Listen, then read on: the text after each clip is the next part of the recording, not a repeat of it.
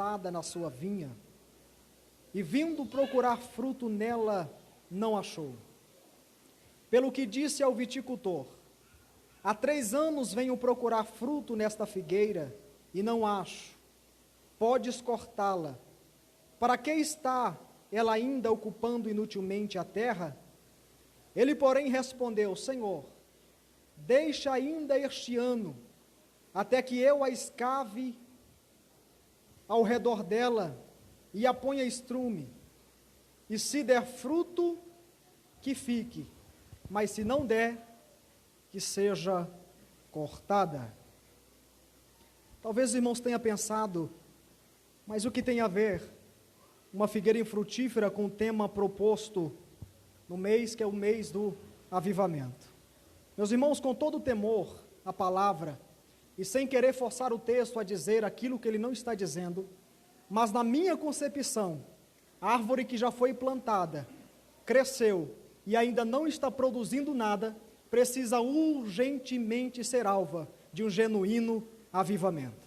Porque tem árvore que, quando você olha o seu estereótipo, quando você olha o seu exterior, às vezes o seu caule é lindo, às vezes as suas folhas são belas, mas quando você vai procurar fruto, você não encontra nada. Mas se o viticultor te visitar nessa noite, você não vai dar fruto apenas uma estação, mas continuará frutificando até o arrebatamento da igreja. Amém? Esse texto está inserido dentro de um contexto que se dá na última viagem que Jesus vai fazer durante o seu ministério na terra. Jesus está saindo da Galileia para Jerusalém, e dentro dessa viagem vai acontecer alguns fatos que nós conhecemos muito bem. É nessa viagem que Jesus vai se encontrar com um jovem rico, e vai ser indagado a respeito da salvação, e Jesus lhe responde: cumpra os mandamentos. Ele respondendo a Jesus que já cumpria todos, Jesus fala: então vende a sua propriedade e divide com os pobres. Ele, achando duras as palavras de Jesus, virou as costas e saiu. É nessa viagem que Jesus ele vai até Jericó, e vai curar ali aqueles cegos que estavam à entrada e à saída da cidade de Jericó. Passando por Jericó, é ali que Jesus vai ter um encontro com Zaqueu, que estava em cima da figueira. É também nessa viagem que Jesus vai ser hospedado na casa de Simão, o leproso, que outrora leproso, agora curado, vai servir um jantar para Jesus. E Jesus, em gratidão, e ele em gratidão a Jesus servindo esse jantar, Marta chega e lava os pés de Jesus com aquele unguento. É nesta viagem, quando Jesus está chegando para Jerusalém, que os primeiros versículos do capítulo 13 são descritos. Alguns judeus estavam interrogando Jesus, porque Pilatos havia mandado matar alguns galileus no ato do sacrifício, e aqueles judeus, olhando essa ação, julgaram que aqueles galileus eram mais pecadores, porque foi tidos com ato de extremidade por Pilatos. E eles vão interrogar Jesus, e Jesus vai responder para eles: porventura é mais pecador aqueles judeus que morreram debaixo dos escombros de Siloé, só porque isso aconteceu? O que Jesus está tratando com eles é a respeito de que nenhum ato que acontece na sua vida, nenhum momento que você passa, é contraste simplesmente de um pecado.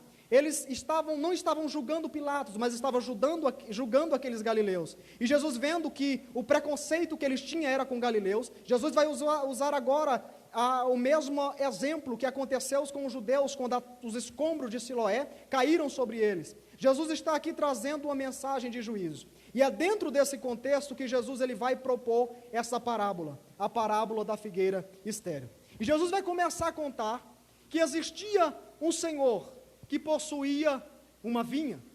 E é interessante que esse senhor, ele vai olhar na sua vinha, e ele vai perceber que ainda há um espaço, ainda existe um lugar a ser preenchido.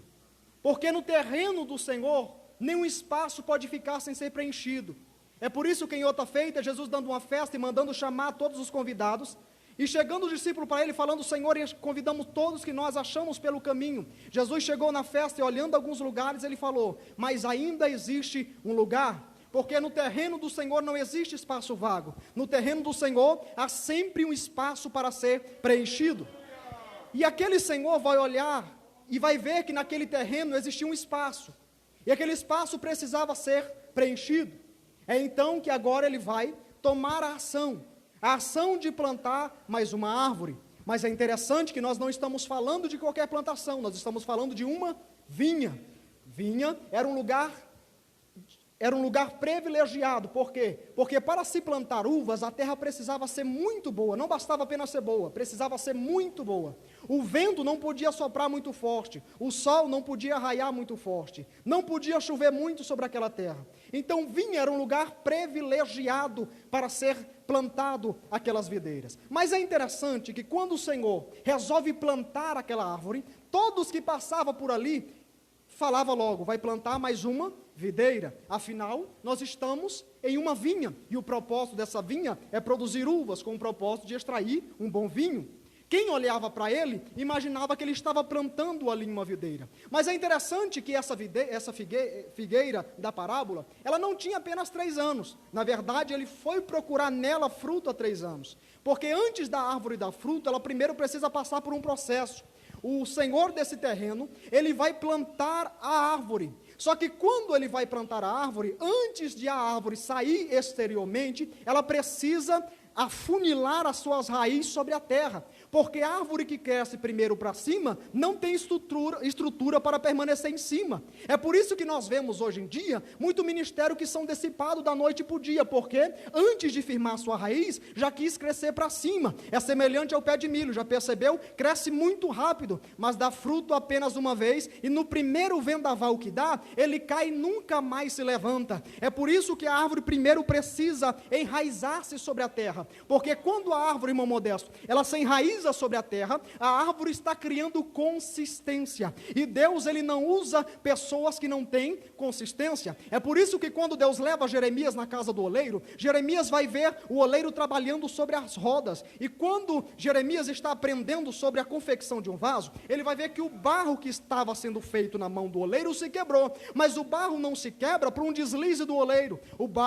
vaso não se quebra por um deslize do oleiro que estava fazendo. O barro, ele vai se quebrar porque a argila que estava sendo feita perdeu a consistência, porque o vaso para ser feito e o vaso para permanecer feito da forma que o oleiro quer, ele precisa ter consistência na argila.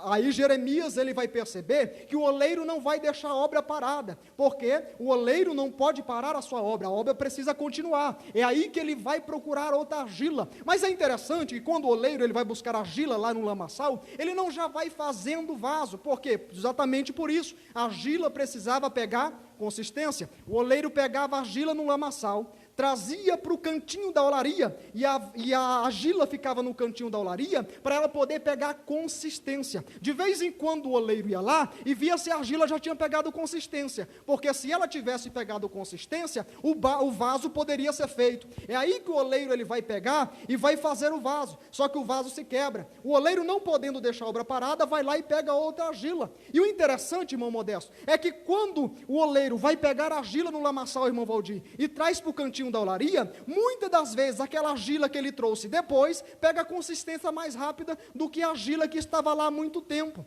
É interessante que quando ele pega aquela argila nova, às vezes ela pega a consistência muito mais rápido, e a argila que pega a consistência já está pronta para ser usada. Você já percebeu que Deus compara esta parábola com nós? Porventura não sois vós como barro na mão do oleiro, ó casa de Israel? Outrora nós estávamos no meio do lamaçal, irmão Valdir, nós estávamos na imundície do pecado. O oleiro foi lá e nos trouxe para dentro da olaria, que é a igreja, só que o oleiro não já chegou dando cargo, não. O oleiro já não chegou nos chamando para pregar. O oleiro nos deixou um pouquinho no cantinho, mas o problema é que tem muita argila que acostuma ficar no cantinho. Aí o oleiro, para não parar a sua obra, tem que ir lá no lamaçal de novo. Aí ele vai na biqueira de droga, aí ele vai lá na prostímulo, aí ele vai lá onde tem prostituição, e ele vai trazer argila nova para dentro da olaria. Só que às vezes essa argila nova que chega, ela pega a consistência mais rápido, porque é a argila nova mais vem na escola dominical, é a argila nova mais participa do culto de doutrina, é a argila nova mais obedece o pastor, é a argila nova mais participa das programações da igreja. Aí o oleiro por excelência chamado Deus diz, pode usar essa argila que ela já está pronta para ser feita vaso. Aí muitas das vezes as argilas antigas ficam falando, mas era eu que era para estar sendo usada, era eu que era para estar sendo levantada, era eu que era para estar sendo formada em forma de vaso, mas é que o oleiro não está procurando quem tem tempo de casa, não. O oleiro está procurando a argila que tem consistência, a argila que tem firmeza. Talvez tem gente que se pergunta, mas parece que o pastor não me vê, mas parece que Deus se esqueceu de mim. Não é não, é porque você ainda é argila mole. Mas se você decidir tomar consistência nessa noite, o oleiro vai te buscar para o meio da roda e vai fazer de você um vaso excelente na sua presença. É por isso que a árvore precisa afunilar-se para baixo, porque quando ela tem consistência, ela está em cima, vem vento, vem tempestade, mas ela tem consistência, ela vai até envergar muitas das vezes, mas na estação certa, o fruto virá. Então a árvore cresce para baixo. Só que o interessante é, que após ela crescer, e quem olhava para ela, notava que não era uma videira, não se tratava de uma videira, se tratava de uma figueira. Quem passava por ali, logo se perguntava, o que é que uma figueira está fazendo no meio de uma de videiras? O que é que uma figueira está fazendo plantada no meio de uma vinha? Eu sei que árvore não fala, mas permita-me conjecturar. Imagina as videiras se perguntando, será que não tinha outra videira semelhante a nós para ser plantada neste lugar? Será que porventura não existia outra videira que poderia ser plantada ao invés dessa árvore? Porque aqui não é lugar de figueira, aqui é lugar de vinha. Se aquela figueira pudesse dar uma resposta, ela só daria uma resposta e acabaria com a interrogativa. Sabe que resposta era essa? Eu estou aqui porque o dono do terreno me colocou aqui. Você já percebeu que tem pessoas que não concordam aonde você está? Responde para ele, eu estou aqui porque o dono do terreno me colocou aqui. Eu estou aqui porque o dono do terreno faz o que ele quer, chama quem ele quer, levanta quem ele quer, usa quem ele quer, manifesta a sua glória através de quem ele quer. Você já percebeu que nós éramos plantados lá fora? Quem olhava para nós hoje, quem olha para nós hoje, fala, eu conheço essa figueirinha. Essa figueirinha não dava frutos bons não. Ela comprava e não pagava, não dava bom testemunho, vivia lá na balada, mas o problema é que o dono do oleiro te viu, o dono do oleiro se interessou por você, o dono da vinha resolveu investir em você, e olha quantas figueiras estão aqui hoje dando glória. É por isso que Paulo disse aos Colossenses, capítulo 1, versículo 13, eu vos arranquei do reino das trevas, e vos plantei no reino da minha glória. Você pode adorar a Deus por esta palavra? Só que imagine as videirinhas se perguntando, imagine, o que a figueira está fazendo aí? Porque as videiras já estavam lá há mais tempo, as videiras já estavam lá há mais tempo, e elas não concordavam que o dono do terreno tinha plantado uma figueira. Muitas das vezes nem todo mundo vai concordar aonde Deus vai te levar e aonde Deus vai te colocar e o que Ele vai fazer através da sua vida. Mas não se preocupa não, é o dono do terreno que comanda a história, é o dono do terreno que está no controle de tudo, foi o dono do terreno que te colocou nessa posição, segura, porque Deus ainda vai te honrar muito sobre essa terra, basta apenas obedecer princípios. Aprendi essa com o pastor, que Deus cumprirá promessa sobre a tua vida. Tinha algo que chamava a atenção, porque quem chegava naquele lugar, logo percebia. A única diferença que tinha naquela vinha, era a figueira. As videiras tinham as folhas tudo iguais. As videiras produziam os mesmos frutos. As videiras tinham o mesmo caule robusto. As videiras eram todas iguais. Mas o dono do terreno resolveu plantar uma figueira diferente no meio das iguais. Você já percebeu que Deus nos plantou no mundo no meio dos iguais? Mas para fazer a diferença? É por isso que muitas das vezes tem pessoas que não entendem essa passagem, aí acaba indagando o pastor, o líder de jovem, pastor, mas é que todo mundo está fazendo. Agora ficou bacana pintar a parede de preto, assoviar na hora do culto, apagar todas as luzes, fazer uma boate gospel. Lá pode, mas aqui não, porque nós ainda somos a diferença no meio dos iguais. Tem gente que fala, ah pastor, mas é que já está liberando tudo por aí. Lá tá, mas aqui não, porque nós ainda somos a diferença no meio dos iguais. Ah, mas já está fazendo apologia a sexo antes do casamento e todo mundo está concordando. Lá fora, aqui não, nós ainda somos diferentes no meio dos iguais, mas é porque eu queria me comportar como lá na escola minhas colegas se comportam, mas você não pode, porque você é diferente no meio dos iguais. Deus te chamou para fazer a diferença no meio dos iguais.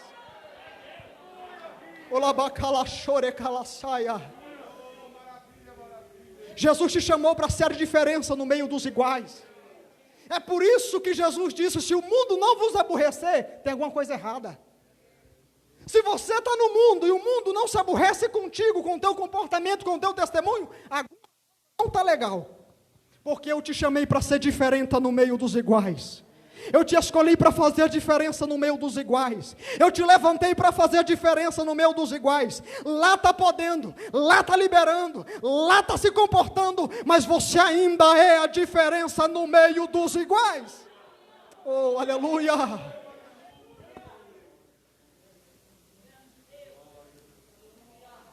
A figueira foi plantada, criou raiz, cresceu.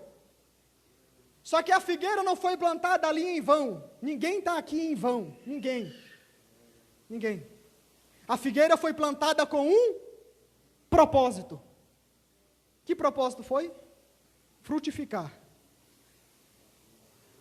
O propósito da figueira foi frutificar. Você tem um propósito essa noite. Deus me inspirou com essa palavra para trazer esse propósito diante da tua vida. Você não está aqui por acaso. Você não foi plantado nesse terreno por acaso. Você foi plantado com o propósito de produzir frutos. O oleiro, quando chega o tempo da colheita, vai até a figueira. E a expectativa do oleiro era o quê? Procurar frutos. Só que ele vai o primeiro ano e não encontra. Ele vai o segundo ano e não encontra. Ele vai o terceiro ano e não encontra. A culpa não era do oleiro, porque o oleiro não estava procurando uvas na figueira, ele estava procurando figos. Deus nunca vai cobrar de você aquilo que você não pode produzir. Se Ele está te cobrando é porque Ele já te deu a capacidade necessária para que você produza no reino dEle. A figueira não podia dar desculpa, porque a terra era privilegiada. Se dava uva, dava qualquer outro tipo de fruto. Era bem adubada. A terra que produzia uvas tinha um clima bom, estava plantado num lugar bom, mas ela ainda assim não produzia frutos. O dono do terreno visita a vinha uma vez. O dono do terreno visita a vinha a segunda vez. E não encontra nada. Escuta, Jesus me inspirou com essa palavra só para te despertar. Se Ele te visitar hoje, tem fruto aí? Se Ele resolver descer na casa hoje, tem fruto? Tem fruto? Tem fruto. Só que o dono do terreno já tinha visitado a figueira. Olha que detalhe importante. O dono do terreno já tinha visitado a figueira, pastor. A figueira já tinha recebido a presença do mestre, do senhor do terreno. A figueira já tinha recebido a presença do dono do terreno por 3 anos. Talvez ela pensou, eu senti a presença dele. Ele me visitou, ele esteve comigo, para que eu vou produzir? Para que eu vou produzir? Eu estou sentindo a presença dele vindo me visitar. Tem pessoas que estão enganadas. Jesus não te renovou nesses 3 dias de congresso, porque estava provando apenas a tua situação, não. Ele te encheu, foi para você produzir, foi para você começar a produzir. Ele quer resultado de você. Ela pensou, eu estou recebendo a visita dele, já basta, para mim está bom. Mas o oleiro só estava observando.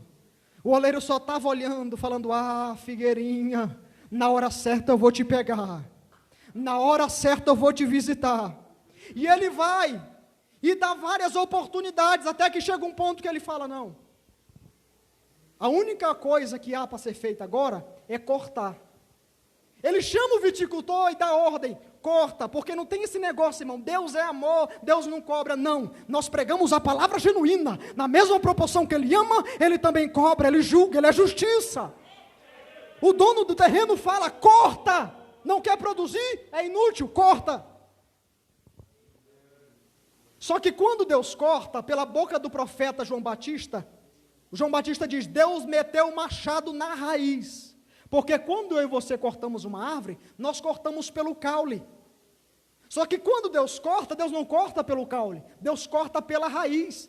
E o que é raiz? Raiz é a fonte de alimentação da árvore e a fonte de sustentação da árvore. Porque tem árvore que não está produzindo, sabe por quê? A fonte de alimentação está boa, a fonte de sustentação está boa. Aí ela está dizendo, eu não preciso produzir não está faltando alimento na minha mesa, o emprego está só abrindo as portas, estou tendo promoção, estou tendo classificação. Aí o dono está falando, mas eu vou tocar, a ordem é para produzir, se não produzir eu vou tocar na fonte de alimentação e na fonte de sustentação.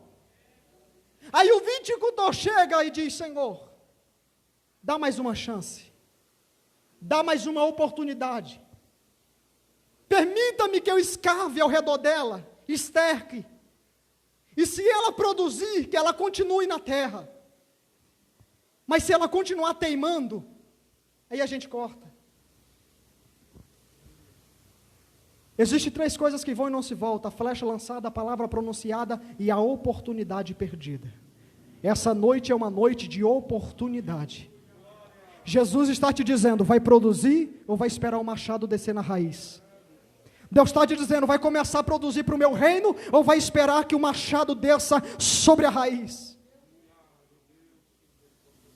Era a última oportunidade daquela árvore. Dentro dos discípulos de Jesus, também tinha um que não produzia frutos. Quem olhava para o seu exterior, se maravilhava, dizia, que árvore é essa? Quem olhava para Pedro, falava, que árvore maravilhosa. Essa árvore produz frutos bons. Mas Jesus olhando para ele disse, Pedro, ainda hoje, vocês se escandalizarão pelo meu nome. Pedro falou, guarda-me, ó Jesus, ainda que eu tenha que ir à morte, eu irei contigo. Quem olhou falou, essa árvore é perfeita, essa árvore tem fruto muito bom. Mas quando foi da noite, Jesus estava sendo julgado, chegaram para Pedrão e disseram, e aí Figueira, você conhece ele? Você andou com ele? Pedro diz, eu não conheço não. Jesus andou com ele por cima das águas, mas ele disse que não conhecia. Jesus esteve com ele no momento da transfiguração, mas ele disse que não conhecia. Perguntaram aí, Pedro, você conhece esse que está sendo julgado? Ele disse, conheço não. Jesus esteve com ele quando ressuscitou a sua sogra, mas ele disse que não conhecia. Ele estava lá quando Jesus transformou, quando Jesus multiplicou o pão e peixe, mas ele disse que não conhecia. Ele estava lá quando Jesus ressuscitou o filho da viúva de Naim, mas ele disse que não conhecia. Ele estava lá quando Jesus ressuscitou a filha de Jairo, mas continuou dizendo que não conhecia. Foi dentro do barco dele que Jesus fez um dos maiores milagres, enchendo de peixe, após uma noite frutífera. Mas quem não gera fruto, irmão Modesto, ainda também não gerou o fruto da gratidão. Aí Pedro diz, conheço não. A figueira era bonita, irmão Valdir, a figueira era bela, mas não tinha fruto. Mas isso só durou até Atos capítulo 2, porque Pedro, quando Jesus saiu, ele percebeu que era a última oportunidade. Ele caiu em si, ele falou, eu neguei Jesus, ele ressuscitou dentre os mortos, é a minha última oportunidade. Aí ele compreende qual é o primeiro aspecto que precisa ser tomado para se produzir, que é a obediência, e ele vai obedecer a ordem de Jesus. E que ordem é essa? Ficai em Jerusalém, até até que do alto do céu sejais revestidos do meu poder e da minha glória. Pedro falou, é a minha última chance, é a minha última oportunidade, eu preciso produzir. Pedro ficou no cenáculo com os outros. A Bíblia diz que de repente veio do céu um vento impetuoso, veemente, que encheu toda a casa, e foram repartidas sobre ele línguas como que de fogo, e todos começaram a falar em outras línguas. Aí a árvore que não produzia fruto foi cheia do Espírito Santo, e quando Deus enche, meu irmão, não tem quem impeça a produzir. Aí Pedro se levanta e começa a pregar a palavra. Aquela árvore que outrora não dava fruto, em um só sermão produziu quase 3.000 frutos para o reino de Deus. Em Atos capítulo 3, a árvore estava completamente cheia do Espírito Santo para produzir. Aí ele está indo orar, porque quem produz é só quem ora. Quem gosta de um culto mais light, mas não gosta do culto de oração, não produz não. Pedro está indo para a oração. Aí Pedro está indo para a oração, o coxo está lá, olha para Pedro, pede esmola, e Pedro fala, olha, eu aprendi a produzir, eu não vou te dar ouro, não vou te dar prata, mas o que eu tenho eu te dou, levanta-te, anda em nome do Senhor. A Bíblia diz que ele se levantou, mas olha, no capítulo 4 de Atos, logo lançaram mão sobre ele, e lançaram na prisão, porque o senhor já percebeu, pastor, é só começar a produzir, já quer prender, é só começar a produzir, já quer parar, é só começar a produzir, que já querem te bloquear. Mas deixa eu te liberar uma palavra profética nessa noite, queira o diabo ou não, queira o inferno ou não, queira as potestades malignas ou não, Deus te enche agora, para você produzir. Orai, xecalamada calabachuri me calabachéria. Aí no outro dia, chamaram ele da prisão e falaram, ó, é o seguinte, você não vai mais pregar esse evangelho. Tiraram ele da sala, falou, o que a gente faz para ele não pregar? Disseram assim, ó, vamos ameaçar que eles não pregam. Trouxeram para a sala de novo, falou, ó, ameaçaram e mandaram embora. Só que quem, meu irmão, foi chamado para produzir, pode prender, pode ameaçar, ele produz do mesmo jeito. Falaram para Daniel o seguinte, o decreto é não orar. Ele falou, fui chamado para produzir, eu vou orar de manhã, vou orar à tarde, vou orar à noite, porque eu preciso produzir na obra do Senhor. Aí Pedro vai lá pregar de novo. Pedro está pregando no capítulo de número 5, ele está lá diante de Ananias e Safira. Olha para você ver, quem decide produzir, os dons espirituais automaticamente descem sobre ele. Pedro está produzindo, Ananias chega e fala o seguinte, olha, eu vendi uma propriedade e eu trouxe a oferta, porque os irmãos daquela época vendiam as coisas que eles tinham e davam em oferta para se repartirem dos pobres. Era o evangelho do Senhor. Mas tem pessoas que ao invés de frutificar, pastor, querem se apresentar para se aparecer. Ananias era um casalzinho desse, falou, olha, a gente não tem amor mesmo pelo próximo, vamos vender, a gente dá metade e fala que deu tudo. Aí foi lá, Ananias falou, está aqui Pedrão, a oferta. Pedro falou, Ananias, não mentiste a mim, mentiste ao Espírito Santo.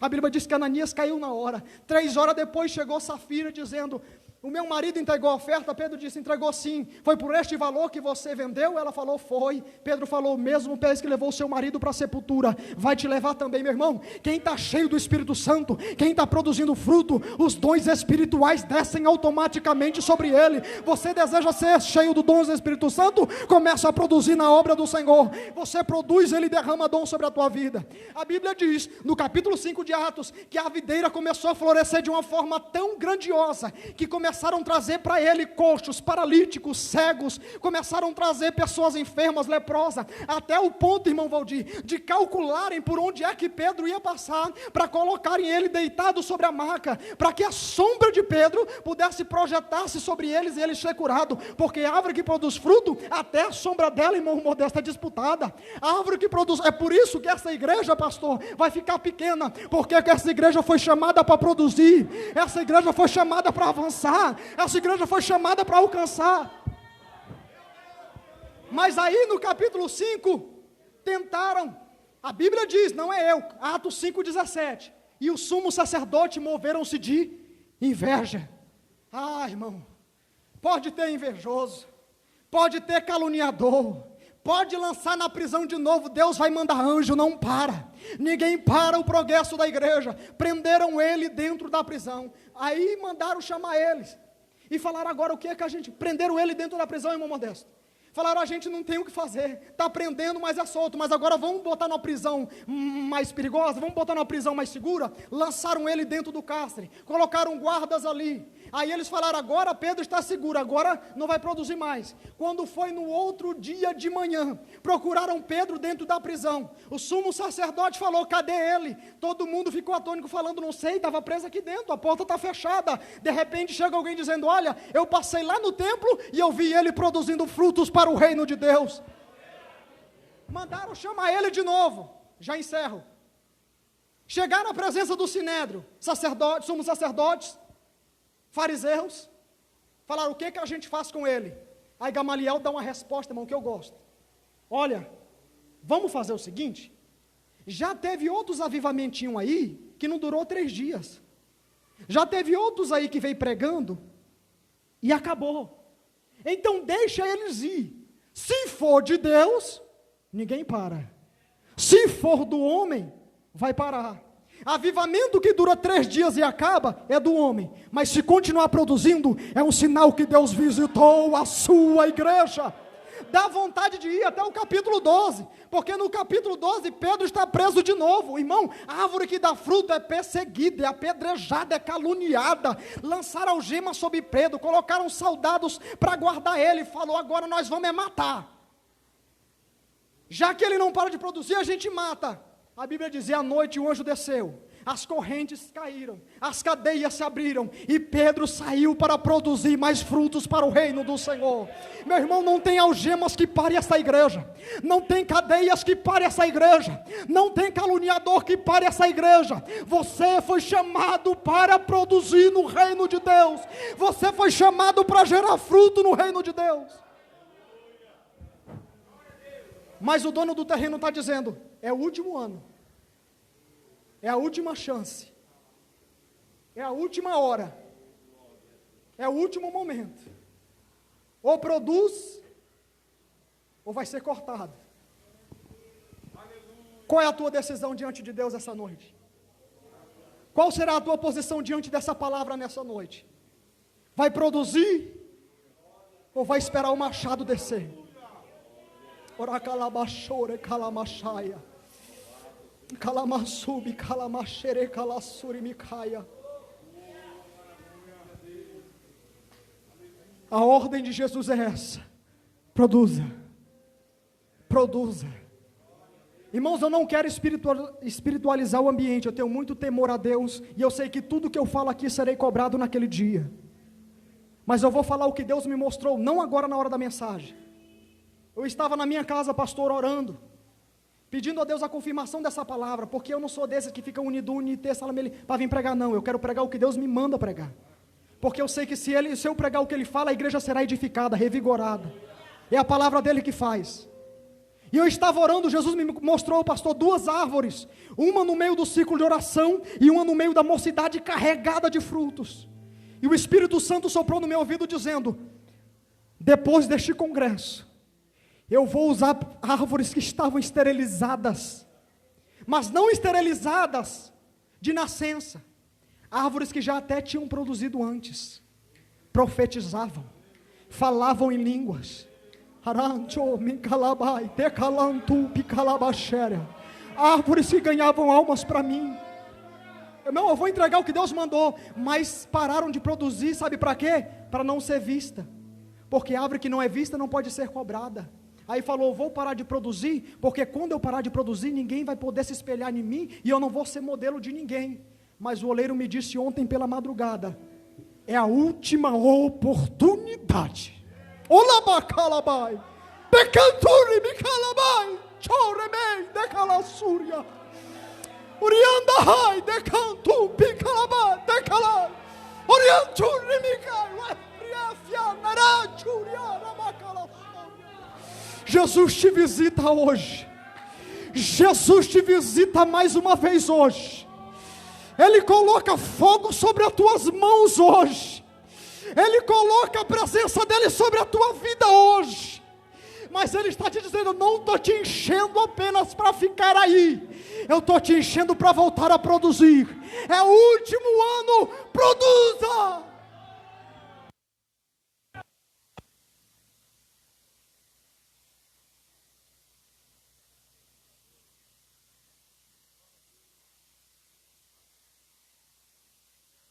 Deus, aleluia. Você pode glorificar a Deus, irmãos, aleluia. Vamos colocar de pé, em nome do Senhor Jesus. Deus vai fazer muitas coisas na nossa igreja, você crê? Deus vai fazer muitas coisas nesta igreja, em nome do Senhor Jesus Cristo, aleluia, glória a Deus. Tenho certeza que através dos obreiros, do ciclo de oração, dos jovens, desses músicos, Deus vai fazer uma grande obra, aleluia. Você não vai ser cortado, nem desligado, você vai frutificar para a glória de Deus, aleluia ou não aleluia, glória a Deus. Meus amados irmãos, vamos abrir a nossa Bíblia em primeira carta de Paulo aos Coríntios, capítulo 13, glória a Deus. A irmã Irene já prepara um louvor lá para cantar daqui a pouquinho. 1 aos Coríntios, capítulo 13, a Bíblia do pastor, a linguagem atualizada, glória a Deus. Pode solar, irmão, pode deixar Deus te usar, não tem problema não atrapalha não, glória a Deus. 1 Coríntios, capítulo 11, glória a Deus. 1 aos Coríntios, capítulo 11, glória a Deus. 1 aos Coríntios, capítulo 11, versículo de número 23. Capítulo 11, versículo 23. Anderson, você dá só um pouquinho de retorno aqui para mim, nesse microfone sem fio. No auxiliar 1. Glória a Deus. Aí, obrigado. Quem achou, diga amém. Diz assim a palavra do Senhor. Eu quero glorificar a Deus pela vida de vocês, meus irmãos. Todos vocês, obreiros, irmãs. Eu imaginei que nem o senhor viria aqui. Eu não vou falar seu nome, mas o senhor já sabe o que é com o senhor. Falei, vai estar uma festa. Mas rapaz, eu fiquei tão feliz. Eu pensei logo que ia vir só Pedro, Tiago e João. Mas a igreja está lotada, rapaz. Que bênção, irmão. É isso aí, irmão. Graças a Deus, eu fiquei muito feliz com essa atitude. Diz assim, capítulo de número 11, 1 Coríntios, versículo 23. Porque eu recebi do Senhor o que também vos ensinei, que o Senhor Jesus, na noite em que foi traído, tomou o pão, e tendo dado graça, o partiu e disse: isto é o meu corpo, que é entregue por vós. Fazei isso em memória de mim. Semelhantemente, depois de cear, tomou o cálice, dizendo: esse cálice é a nova aliança no meu sangue. Fazei isso todas as vezes